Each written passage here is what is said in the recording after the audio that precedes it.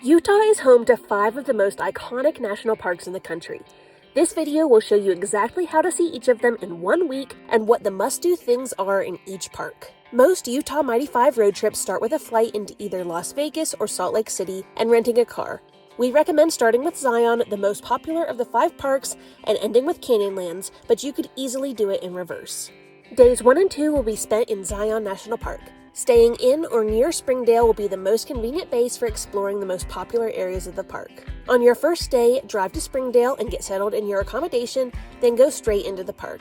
There are 2 main roads in the park, one you can drive your personal vehicle on and one that you cannot. Spend the afternoon on your first day driving the Zion Mount Carmel Highway, which has some of the most incredible scenery and its iconic switchbacks. Drive through the Zion Mount Carmel Tunnel to the Canyon Overlook Trail. This is a relatively short and easy trail that takes you to an expansive and gorgeous view of the canyon below. The trail does have some stairs and some slick and exposed sections, so keep that in mind.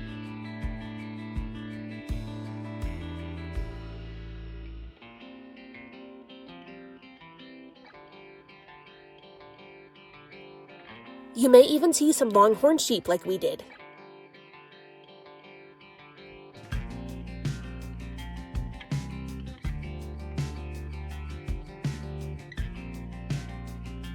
Then drive back through the tunnel to see the iconic Zion Tunnel entrance. If you still have time and energy, head back to park at the visitor center and do another hike. We highly recommend the Watchman Trail, which is 3.3 miles round trip and about 650 feet of elevation gain. It is a moderately difficult trail, but the views are definitely worth it if you are up for the climb. If you would prefer an easier option, the Paw Roost Trail is an excellent, easy, paved option that still offers great views. You can go as far as you like before turning around. This is also one of the only pet-friendly options in the park if you are traveling with a pet. Then grab dinner in Springdale and get some rest for what could be a long day tomorrow. On day 2 in Zion, we recommend starting as early as possible to beat some of the crowds and also some of the heat if visiting in the summer. Get started with one of the most iconic hikes in the park first thing. Today you will need to take the Zion Park Shuttle. Ride it all the way to the end of the road to begin hiking the Narrows. This is an iconic river hike through the towering canyon walls and one of the most popular in the park. Depending on the time of year and your comfort level, you may want to rent gear from one of the outfitters in Springdale, such as waders, water shoes, and walking sticks. The trail is up to 10 miles long, but most people turn around before then. There is no elevation gain on this hike, but wading through knee or chest-deep water and navigating currents can make it more challenging. The other most iconic hike in the park is Angel's Landing, also accessed from the park shuttle. It is about 5 miles and about 1,700 feet of elevation gain. This hike does require a permit if you want to go past Scout Lookout onto the famous chain section. Some consider this to be one of the most dangerous hikes in the US, so attempt at your own risk, but if you do, you will be rewarded with epic views. We did this hike in 2021 and only have pictures. We recommend only doing the Narrows or Angel's Landing on this day unless you are a very experienced hiker. Otherwise, pick one or the other or stay an extra day. If you're not a big hiker and you are not up for either of these, there are still lots of gorgeous options along the park shuttle route, such as Court of Patriarchs, Weeping Rock, and Riverside Walk, which is the first 2 miles of the Narrows Trail. In the afternoon, either continue exploring the park along the shuttle route, there are 9 stops, or consider driving to one of the lesser visited areas of the park, Moab Canyons, for different epic views and smaller crowds.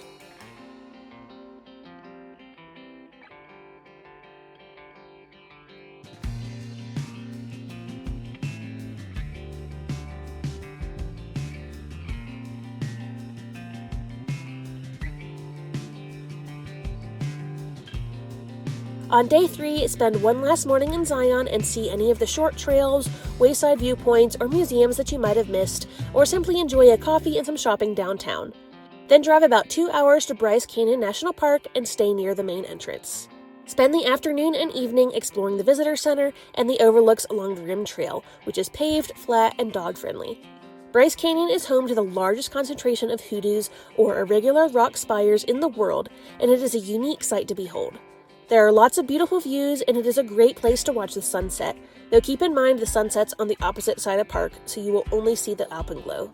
Bryce Canyon does have a shuttle system, which is helpful during peak seasons and on weekends, but you can also drive your personal car and find parking. Start day 4 with an early wake-up call to watch the sunrise at Sunrise or Inspiration Point. It will be worth it to see the famous hoodoos lit up in the morning sun. Then, just after sunrise, head to Sunset Point to hike the Navajo Loop and Queen's Garden Trail, which takes you along the iconic Wall Street and amongst beautiful hoodoos. It is about 3 miles and moderate. You can also just hike the Navajo Loop or the Queen's Garden trails by themselves if you want a shorter hike.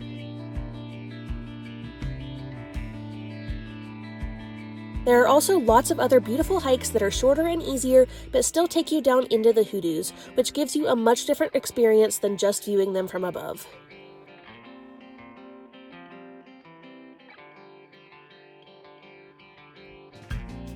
From there, drive the rest of the park's scenic drive, stopping at overlooks along the way.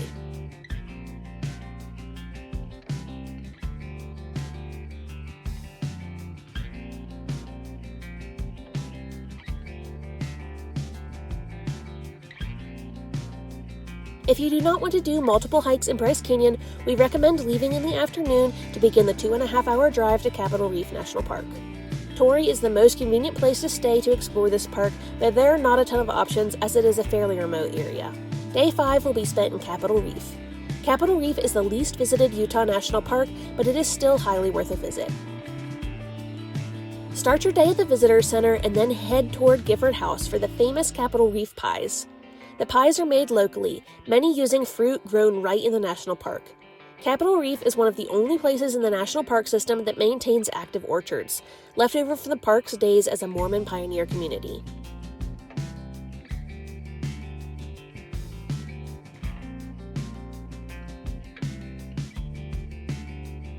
Then take the scenic drive all the way into the park. At the end of the scenic drive, the road continues unpaved for another 2.5 miles, but it is worth the bumpy ride for the views. The road is unpaved, but it's not rough, so a high clearance vehicle is not required, but do take it slow. If you're up for a hike, the Cassidy Arch Trail is a good one to do on your way back towards the Visitor Center. 3.3 miles and about 600 feet of elevation gain will take you to one of the prettiest natural arches in Utah.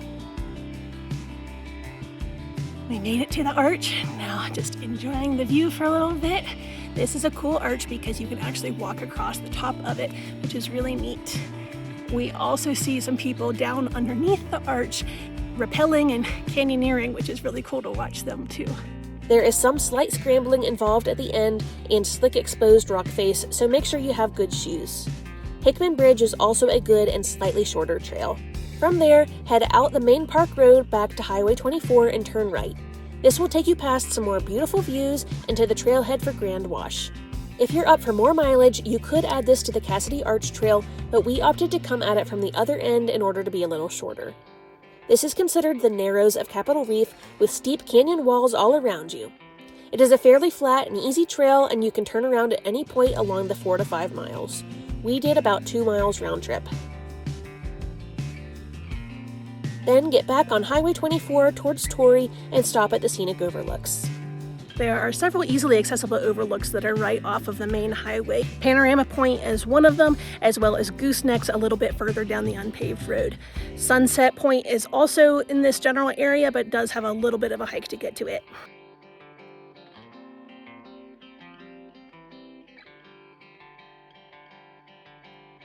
If you are not a big hiker, leave in the afternoon to drive the around 2.5 hours to Moab for the final 2 national parks. Day 6 will be spent in Arches National Park. Start at the Visitor Center and then drive the main scenic road through the park. Stop at viewpoints for Park Avenue, Tower of Babel, and Balanced Rock on your way to the Windows section.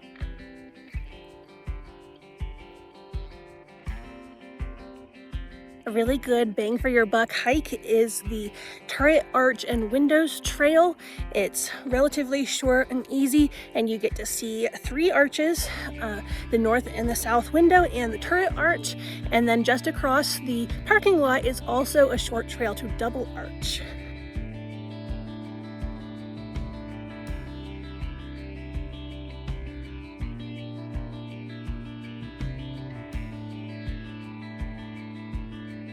Continue along the scenic drive to see more easily accessible arches along the way.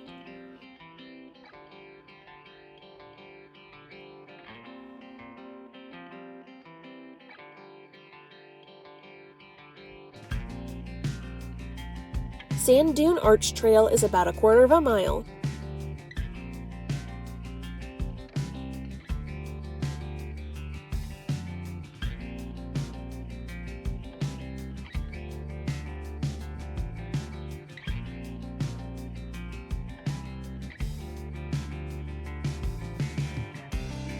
Skyline Arch Trail is about half a mile, but you can see the arch before the end if you don't want to go all the way.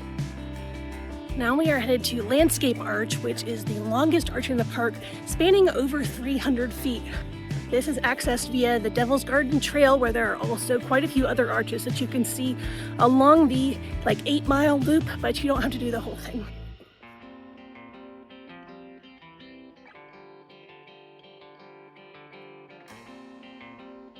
Our last stop of the day is the most famous arch and hike in the park, Delicate Arch. It's about a 3-mile hike, and there is some uphill parts, so we did save this for last to hopefully avoid some of the midday heat.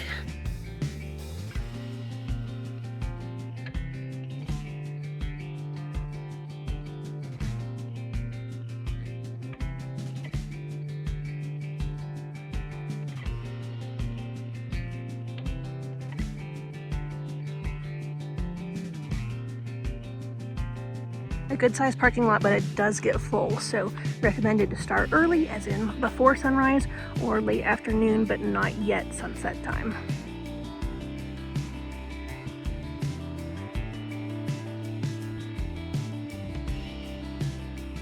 On day 7, we recommend getting up early to watch a sunrise in Canyonlands National Park and explore as much there as you can before your flight home.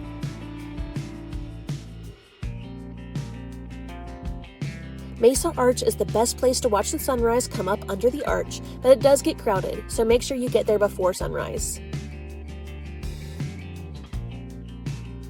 After that, drive the park road through the Island in the Sky district to the various overlooks in the park. Our favorites were Grand Viewpoint and Green River Overlook.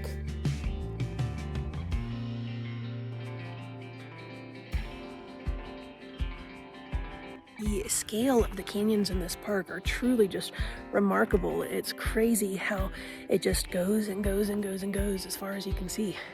Canyonlands is a unique park that is mostly accessible via 4-wheel drive vehicles on off-road trails. So if you do not have a high-clearance 4-wheel drive vehicle, you may be somewhat limited with what you can do in this park, though there are a few hiking trails. If you do have a 4-wheel drive vehicle, we highly recommend driving the iconic Schaefer Trail out of the park and back towards Moab. You will snake down exposed switchbacks and then drive along beautiful views of the Colorado River.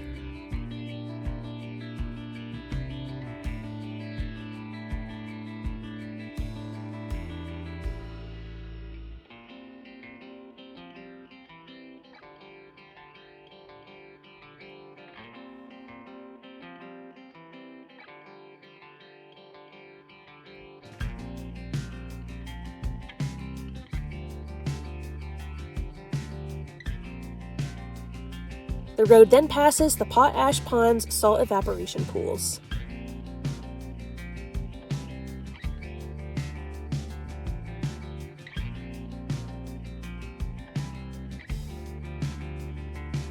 It connects to the iconic Potash Road that goes back into Moab. Even if you don't have 4-wheel drive, we recommend driving Potash Road from the Moab side for some epic views. And make sure to explore the cute town of Moab before leaving the area. From Moab, it is 4 hours to the Salt Lake City Airport, or less if using a small regional airport. These 5 parks are iconic and are called the Mighty 5 for a reason. They are all different but stunning in their own right and worth a visit. This itinerary gives you a taste of each park and hits the highlights, but if you have more time to explore, each are worth staying longer. If you have any questions about Utah's national parks or Southwest road trips, please comment below. And make sure to like and subscribe for more national park and U.S. road trip content.